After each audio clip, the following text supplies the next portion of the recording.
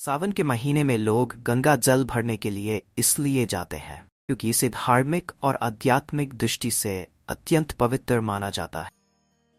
सावन का महीना भगवान शिव को समर्पित होता है और गंगा जल का उनके पूजन में विशेष महत्व होता है।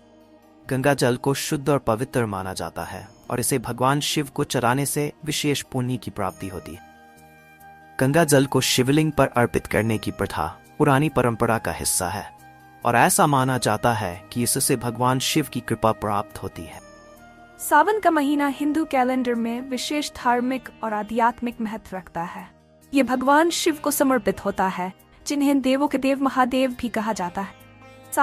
श्रावण के महीने में गंगा जल भरने और उसे शिवलिंग पर अर्पित करने की परंपरा बहुत पुरानी है और इसके कई धार्मिक कारण हैं। भगवान शिव का प्रिय जल। धार्मिक मान्यता के अनुसार गंगा जल भगवान शिव को अत्यंत प्रिय है। जब गंगा धरती पर अवतरित हुई तब भगवान शिव ने उन्हें अपनी जटाओं में धारण किया था, इसलिए गंगा जल को शिवलिंग पर अर्पित करने से भगवान शिव की कृपा प्राप्त होती। पवित्रता और शुद्धिकरण। गंगा जल को हिंदू धर्म में अत्यंत पवित्र माना जाता है। इसे पापों को धोने और आत्मा की शुद्धिकरण के लिए उपयोग किया जाता है। सावन के महीने में गंगा जल का महत्व और भी बढ़ जाता है क्योंकि इस महीने में भगवान शिव की पूजा विशेष रूप से की जाती है। कांवड़ यात्रा। सावन के महीने में लाखों श्रद्धालु कांवड़ यात्रा पर निकलते हैं।